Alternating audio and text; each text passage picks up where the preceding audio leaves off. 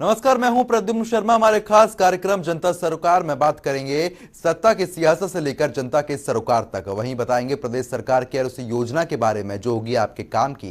बताएंगे प्रदेश सरकार के उन विकास कार्यों के बारे में जिनका फायदा सीधे आपको हो रहा है। तो अगले 30 मिनट तक बने रहिए हमारे साथ और देखते रहिए जनता सरकार।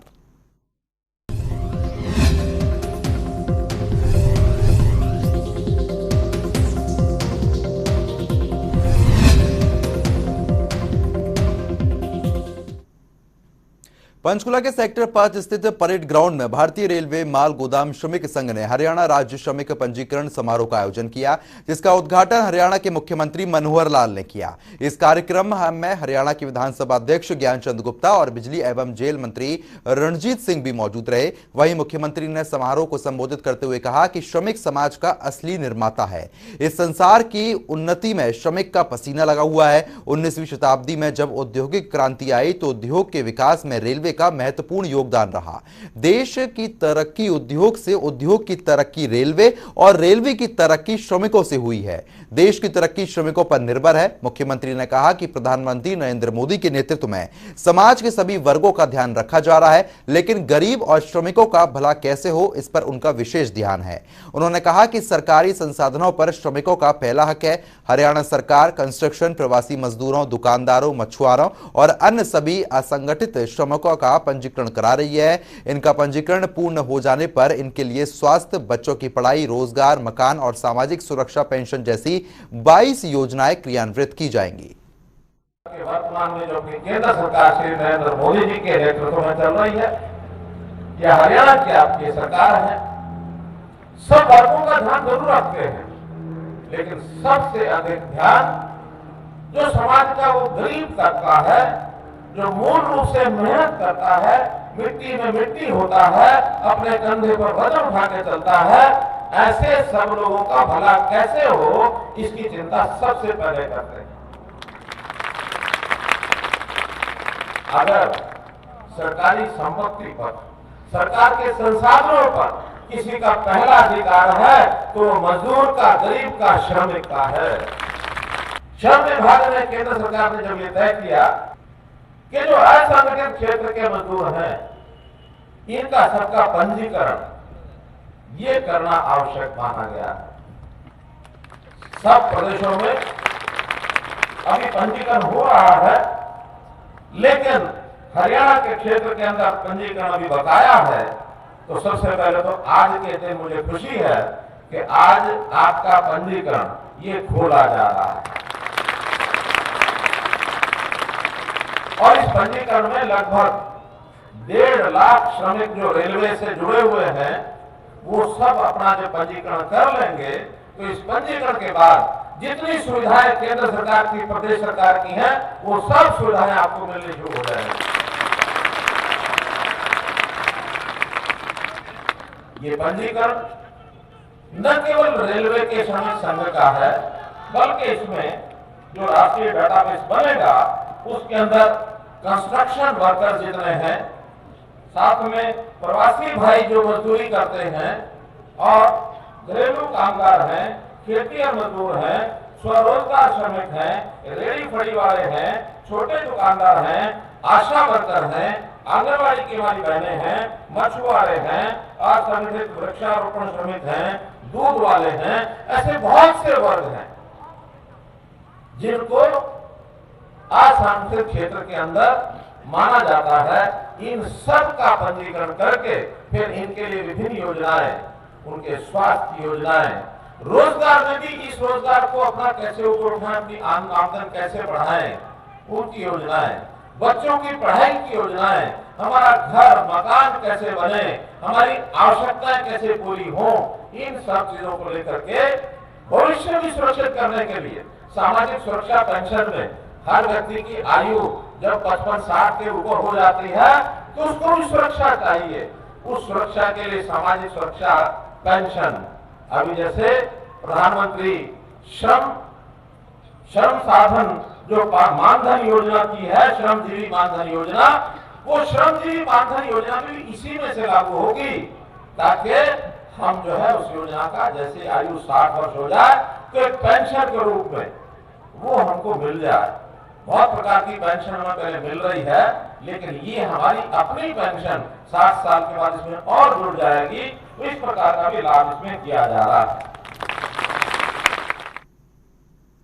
वहीं मुख्यमंत्री ने श्रमेव जयते योजना शुरू करने पर प्रधानमंत्री का आभार जताया। उन्होंने कहा कि श्रम ही जीवन है, ईमानदारी और सच्चाई से काम करने वालों की जीत होती है और श्रम से ही समाज आगे बढ़ता है। गरीबों का उत्थान कैसे हो, इसके लिए मुख्यमंत्री अंत्योदय परिवार उत्थान योजना शुरू की गई है। अभी तक 3.5 लाख परिवारों का डाटा मिला है जिनकी आय 1 लाख रुपए से कम है।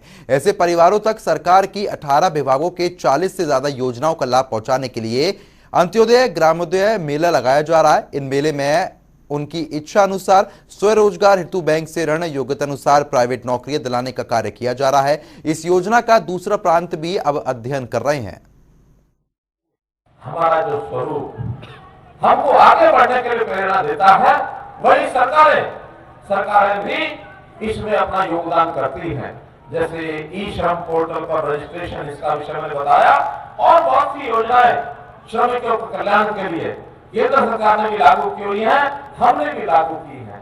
हमने तो गरीब से गरीब जो परिवार है उसका किस प्रकार से उत्थान हो, कैसे वो ऊपर उठे, इसके लिए एक विशेष योजना चलाई है। अभी जो अब लागू की गई है वो है मुख्यमंत्री अंत्योदय परिवार उत्थान योजना। हमने अभी पिछले दिनों में डाटा इकट्ठा किया सब परिवारों का, और सब परिवारों का डाटा इकट्ठा करने के बाद लगभग 3.5 लाख परिवार हरियाणा में से निकले जिनकी वार्षिक आय 1 लाख रुपए से भी कम है, अर्थात 8,000 रुपए से भी कम है। न्यूनतम मजदूरी भी हरियाणा में 9,300 है, उससे भी कम वो कमाते हैं। हमारे मन में विचार आया ऐसे सब परिवारों को सरकार की 40-42 योजनाएं हैं, 18 विभागों की योजनाएं हैं, इन सबको योजनाओं का लाभ दिलाया जाए ताकि इनकी आय कैसे डबल हो, कैसे 1 लाख वाले को 2 लाख तक ले जाए। प्रधानमंत्री जी ने किसानों के लिए कहा कि किसानों की आय 2025 तक हम डबल करेंगे। हमने कहा किसानों की तो करेंगे, लेकिन किसानों के साथ की जो मजदूर वर्ग है या जिसके घर में आमदन कम है, इनको भी 1 लाख के बजाय इनकी आय भी 2 लाख कैसे की जाए, उसके लिए हरियाणा भर के हर एक ब्लॉक केंद्र पर हमने मेले शुरू किए, अंत्योदय मेले। हर मेले में 800, 700, 1000 लोग भी आते हैं। बैंक वालों को साथ बैठा दिया है, जितने विभाग हैं सबको कहा है अपनी योजनाएं साथ लेके जाओ। कोई अपनी घर के बाहर मान उसका मकान में एक छोटा दुकान है तो वो अपनी दुकान चला सकता है, उसको लोन चाहिए दिला दो। कोई परिवार गांव में अपने घर के अंदर 2 भैंसे 4 भैंसे बांध सकता है, उसकी लोन दिलवा करके उसके दूध की बिक्री शुरू करा दो। कोई आदमी प्राइवेट नौकरी नहीं कर सकता है, उसको नौकरी दिला दो। ये योजना इसलिए चलनी पड़ती है कि आखिर हर किसी नौजवान को सरकारी नौकरी मिलना संभव नहीं है। सरकारी नौकरी कितनी दे देंगे? आज हर साल 2 लाख रोजगार पाने वाले युवकों की लाइन लगती है, 2 लाख, 4-4.5 लाख जन्म होते हैं, लेकिन उसमें बाकी लोग अपना काम अपने आप भी करते हैं। लेकिन 2 लाख ऐसे हैं जिनको अवसर देना जरूरी होता है बेरोजगारी खत्म करने के लिए। सरकारी नौकरी तो 15,000, 20,000 साल की निकलती, इससे ज्यादा नहीं निकलती। तो बाकी जो 1 लाख सीधा है, इनको अपने पैरों पर खड़ा करने के लिए सरकार सहायता करती है, सरकार अवसर प्रदान करती है। प्राइवेट नौकरी है, अपना कोई धंधा करना है, अपना कोई हुनर सीखना है, कोई छोटा मोटा काम अपना करना है ताकि जीवन यापन अच्छे से कर सके। वैसे गरीब परिवारों की आमदन बढ़ाने के लिए हमने जो अभियान चलाया है, इसमें देश के बाकी प्रांतों ने भी इसका अध्ययन करना शुरू किया है कि डबल आय कैसे करेंगे। मुख्यमंत्री मनोहर लाल ने कहा कि प्रदेश सरकार श्रमिकों के हितों को ध्यान में रखकर कार्य कर रही है और आगे भी करते रहेंगे। जो हमारे यहाँ पोर्टल पर कारखानों में जो काम करने वाले ऐसे मजदूर हैं, लगभग 21,02,000 श्रमिक ये पंजीकृत हैं। इन सबको एक श्रम कल्याण बोर्ड के माध्यम से इनकी तकलीफें जो है वो दूर की जाती हैं। जो हमारा लेबर बोर्ड है उसमें बहुत सी योजनाएं इनको दी जाती हैं।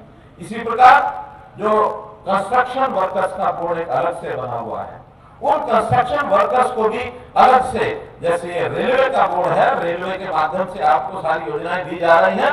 मुझे पता बहुत सी योजनाएं रेलवे बोर्ड हमारे लिए वो बनाता है, लेकिन हरियाणा में जो बाकी वर्कर हैं, जो लेबर है, उनके लिए हरियाणा सरकार की ओर से जो हमने भवन कंस्ट्रक्शन बोर्ड बनाया है, 22 कल्याणकारी योजनाएं उनके लिए चलाई जा रही हैं।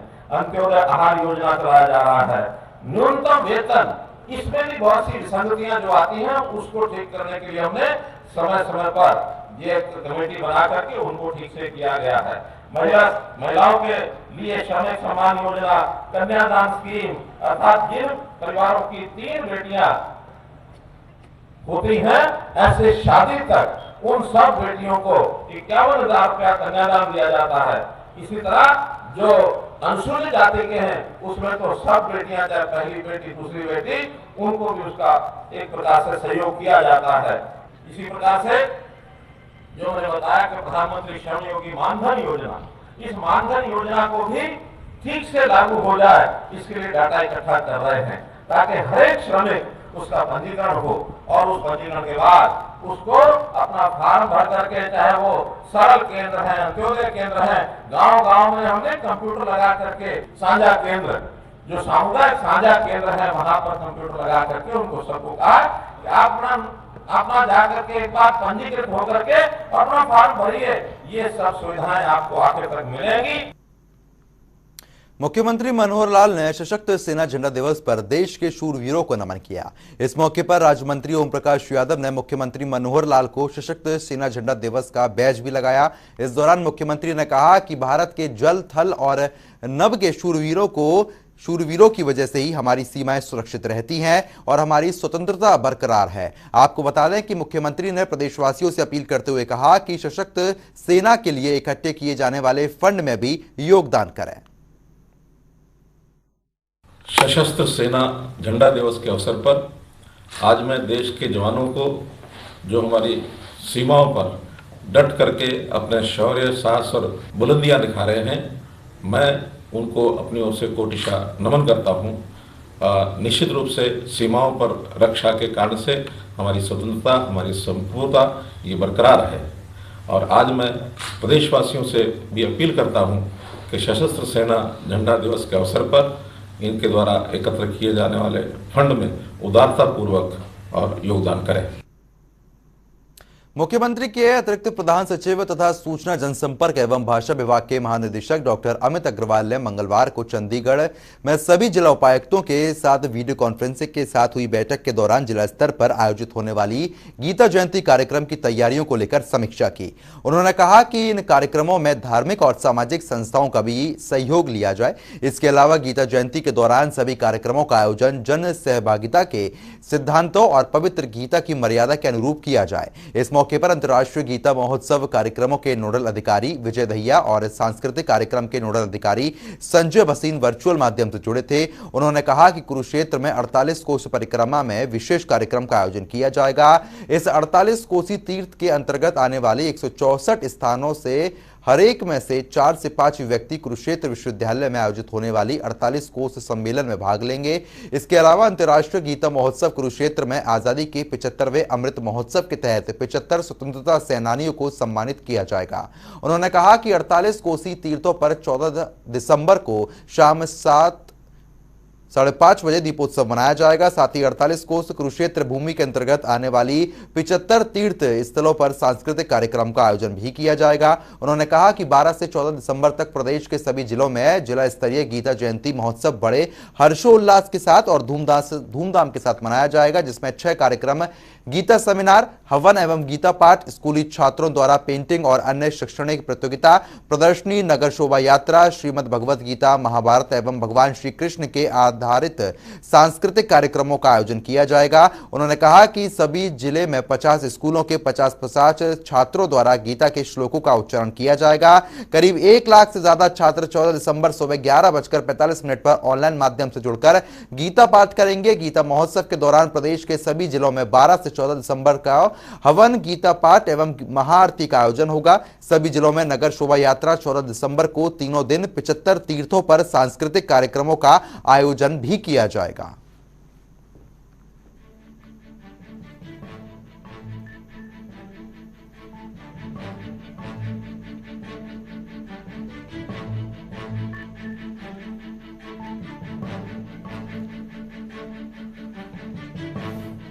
विचित्र तीर्थ स्थानों पर सांस्कृतिक कार्यक्रम का आयोजन होगा। तो ग्राफिक्स के जरिए आपको बता रहे हैं 14 दिसंबर तक सभी जिलों में मनाई जाएगी गीता जयंती। गीता जयंती महोत्सव पर कार्यक्रम हो रहे हैं जो आपको बता रहे हैं। सभी जिलों में 50 स्कूलों के 50 छात्र यहां पर जुड़ेंगे। 1 लाख से ज्यादा छात्र ऑनलाइन जुड़कर गीता पाठ भी करेंगे। सभी जिलों में निकाली जाएगी नगर शोभा यात्रा।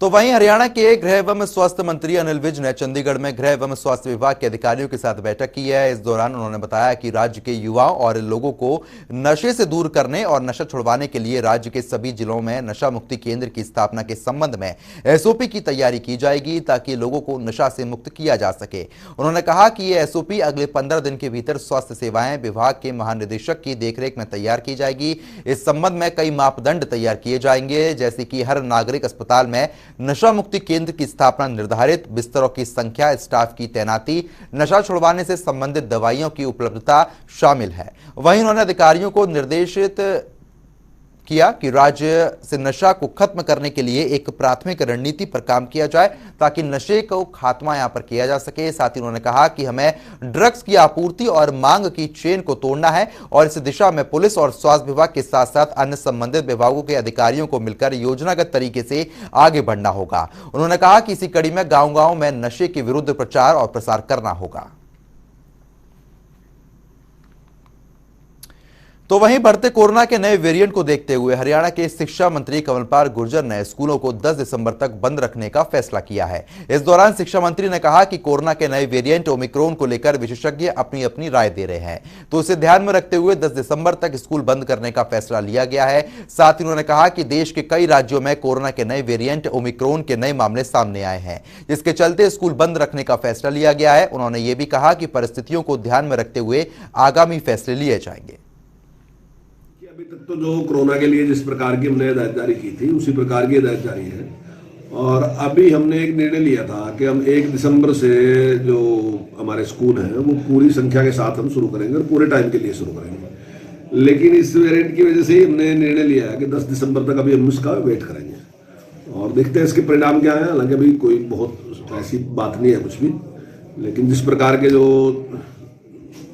इस विषय के जानकार हैं, जो डॉक्टर हैं, स्पेशलिस्ट हैं, जिस प्रकार से वो इसके बारे में जागरूक करने का उनका वो है, तो उसको देखते हमने निर्णय लिया कि हम 10 दिसंबर तक स्कूल उसी प्रकार से चलाएंगे जैसे पहले चलाए थे। सर पहले केस आने शुरू हो चुके हैं। हाँ देखिए, जब डिसीजन हमने लिया तब ना ही तो कोरोना था और ना ही इस प्रकार का कोई वेरिएंट की जानकारी थी, तभी हमने निर्णय लिया था। लेकिन अभी जिस प्रकार से जानकारी मिली है तो उसके हिसाब से ही हमने निर्णय लिया कि जो स्कूल है वो उसी प्रकार से चलाएंगे जैसे पहले हम चला रहे थे। तो अब जैसे भी उसकी स्थिति रहेगी तो उसको देख के निर्णय लेंगे। अगर मान लीजिए उसकी संख्या बढ़ती है तो फिर निश्चित तौर से जो स्कूल जो पूरी कैपेसिटी के साथ फिर हम खोल लेंगे। फिर हम ऐसे ही ऑनलाइन एजुकेशन जारी रखेंगे और इसी प्रकार से कुछ बच्चों को बुलाएंगे। हरियाणा के परिवहन मंत्री मूलचंद शर्मा ने बल्लभगढ़ की तिरका कॉलोनी के पार्क में करीब 9 लाख की लागत से सौंदर्यीकरण के कार्य का शिलान्यास किया। इस अवसर पर मूलचंद शर्मा ने जनता को संबोधित करते हुए कहा कि इस पार्क में ओपन जिम के नीचे टाइल्स और दीवारों को ऊंचा किया जाएगा। बची हुई खाली मैदान में टाइल्स लगाई जाएंगी। साथ ही उन्होंने ये भी कहा कि नए साल में निर्माणाधीन लघु सचिवालय और श्रीमती सुषमा स्वराज महिला कॉलेज की नई इमारत का उद्घाटन मुख्यमंत्री मनोहर लाल करेंगे और जनता को समर्पित करेंगे। आज मुझे 5 करोड़ का उद्घाटन करने के लिए, और ये जल्दी ही हमें कुछ ऐसे काम जो 3 महीने में हमें कंप्लीट करने, और उसी कड़ी में मुहूर्त हमने करा है कि इसकी तोड़ के 4 दीवारी इसको ऊंचा बनाया जाए कि इधर से उधर से नहीं हो,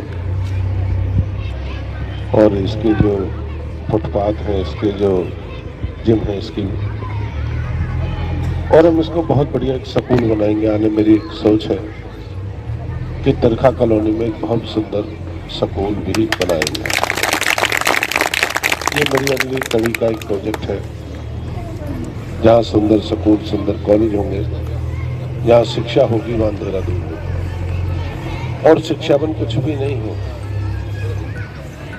और शिक्षा के क्षेत्र में प्रदेश के मुख्यमंत्री मनोहर लाल जी के नेतृत्व में ऐतिहासिक विकास हुआ। और 40 साल के बल्लौड़ के अंदर ना कोई कॉलेज था, ना कोई स्कूल था, ना कोई प्राइवेट। पुराना एक आपका बहुत बड़ा कॉलेज है, 3 सेक्टर में स्कूल बन के तैयार, लड़कों का हो गया, लड़कियों का बनकर तैयार। और इसको भी मैं मुख्यमंत्री फरवरी में शायद एक काम पूरा कॉलेज का होगा और इसकी घोषणा हम एक स्कूल की घोषणा मुख्यमंत्री कोर्ट से कराएंगे। वहीं केंद्रीय बिजली एवं उद्योग राज्य मंत्री कृष्णपाल गुर्जर ने पलवल के गांव रूंधी में लगभग 2 करोड़ रुपए की लागत से सड़क निर्माण कार्य का शुभारंभ किया। इस दौरान पलवल विधायक दीपक मंगला भी मौजूद रहे। इस मौके पर कृष्णपाल गुर्जर ने कहा कि प्रदेश के मुख्यमंत्री मनोहर लाल के नेतृत्व में चहुमुखी विकास कार्यों का पूरा यहां पर ध्यान दिया जा रहा है और काम किए जा रहे हैं और किसी भी तरीके की कोई भी कमी नहीं छोड़ी जाएगी। आपको एयरपोर्ट जाना हो, आपको कभी तो दिल्ली जाने के लिए आपको 2.5-3 घंटे लगते हैं। अभी ये हाईवे बन रहा है, पलवल एलिवेटेड हो रहा है, आपके सारे अब यहाँ से आप मार्च के बाद फरीदाबाद जाओगे तो मैं आपको लिख के दे रहा हूँ 40 मिनट में आप रूंधी से फरीदाबाद पहुंचोगे, ऐसे लिख के दे सकता हूँ 40 मिनट। अभी वैसे आपको जाते हुए सोचते थे आप फरीदाबाद जाएंगे, हर चौराहे पे जाम मिलेगा। अभी फरीदाबाद से पलवल आते 25 मिनट बाद जाते हैं और इस दिन पलवल का एलिवेटेड 5 तक कंप्लीट हो जाएगा। उस दिन पलवल पूरा क्रॉस आधा घंटे में कर जाएंगे फरीदाबाद। 10 मिनट आगे लगा दो रूंधी से डिफरेंस। और यही नहीं किया, अभी जेवर एयरपोर्ट का शिलान्यास हुआ है, लेकिन शिलान्यास से पहले मैंने फरीदाबाद से 62 सेक्टर से शाहरुपुरा देखे, आपने मलेरना वगैरह देखे, सोकई देखे, वहां से सीधा एक और नया हाईवे सीधा जेवर एयरपोर्ट के लिए जो केजीपी को और ताज एक्सप्रेसवे को जोड़ता हुआ दोनों तरफ से कार चला होंगे और जेवर पहुंचाएगा। 45 मिनट पे रूंधी के लोग जेवर एयरपोर्ट पहुंचेंगे, ऐसा मैं लिख के एफिडेविट दे सकता हूं आपको, और अगले चुनाव से पहले पहुंचेंगे। वहीं चंडीगढ़ में हरियाणा विधानसभा के अध्यक्ष ज्ञानचंद गुप्ता से जनता टीवी ने खास बातचीत की। इस दौरान उन्होंने कई महत्वपूर्ण जानकारी दी। विधानसभा का शीतकालीन सत्र 17 दिसंबर से शुरू होने जा रहा है और तमाम मुद्दों पर बातचीत करने के लिए मेरे साथ हरियाणा विधानसभा के अध्यक्ष ज्ञानचंद गुप्ता हैं। स्पीकर साहब, इस हरियाणा विधानसभा के शीतकालीन सत्र के अलावा एक और महत्वपूर्ण मुद्दा है। पिछले 2 दिन पहले आप दिल्ली में लगातार थे और एक लोकसभा अध्यक्ष की तरफ से एक जो वो पीएससी को लेकर एक जो वो बड़ी चर्चा और मंथन किया गया है। पीएससी की क्या भूमिका आप देखते हैं और उस दिल्ली में हुए मंथन में क्या निकल कर आया सर?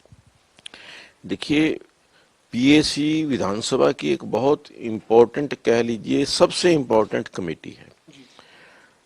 पहली जो पब्लिक अकाउंट्स कमेटी 1921 में बनी थी, अब 2021 है, ये इसका शताब्दी वर्ष है। शताब्दी वर्ष को ही मनाने के लिए 2 दिवसीय जो कार्यशाला कह लीजिए, पाठशाला कह लीजिए, जो एडवाइस कह लीजिए, दिल्ली के अंदर ये 2 दिन कार्यशाला चली है, जिसको देश के हमारे महामहिम आदरणीय राष्ट्रपति जी ने, आदरणीय उपराष्ट्रपति जी ने, लोकसभा अध्यक्ष ने और जो राज्यसभा के उपसभापति हैं, उन्होंने एड्रेस किया और पीएससी की फंक्शनिंग को किस प्रकार से रहना चाहिए। और उसके अलावा जो हमारे पीएससी के चेयरपर्सन हैं, उनकी 4-4, 5-5 बैठकें अलग अलग ग्रुप्स के अंदर हुई और उन इसकी ऑब्जर्वेशन के रूप में हमारे जो आदरणीय उपराष्ट्रपति थे वेंकैया जी ने बड़े सख्त शब्दों में कहा कि जो पब्लिक अकाउंट्स कमेटी है, ये जो जनता के गाढ़ा पैसा है कि कमाई है, टैक्सेस के रूप में जो हमारे पास आती है, उस पैसे का अपव्यय ना हो, उस पैसे की मितव्ययता ना हो, उसके पैसे के अंदर कहीं भ्रष्टाचार ना हो, इस चीज के ऊपर चेक रखने के लिए सरकार जो पैसा खर्च करती है, उस खर्चे के ऊपर वॉचडॉग के जैसे निगाह रखने के लिए ये पब्लिक अकाउंट्स कमेटी बनी हुई है। तो इसकी फंक्शनिंग जो है बहुत सुदृढ़ होनी चाहिए। और पीएससी की फंक्शनिंग को और मजबूत कैसे किया जा सकता है कि पब्लिक अकाउंट्स कमेटी के अंदर जो चर्चा में वहाँ आया कि बहुत सारे डिपार्टमेंट, बहुत सारे अधिकारी पीएससी की रिकमेंडेशंस को लाइटली लेते हैं, उनकी डायरेक्शन के ऊपर फॉलो नहीं करते और एक्शन टेकन रिपोर्ट कई बार भेजते ही नहीं, कई कई साल नहीं भेजते। तो एक जो प्रस्ताव वहां सामने उभर करके आया कि इसको हमें टाइम बाउंड करना चाहिए कि action taken report with in 3 या 4 मंथ्स मैक्सिमम, उसके भीतर एक्शन टेकन रिपोर्ट हर हालत में यहाँ पर पीएससी के पास आनी चाहिए। इस प्रकार की व्यवस्था प्रावधान करने का भी एक संकेत। और दूसरा, जो पीएससी के लोकसभा के और राज्यसभा के चेयरपर्सन हैं,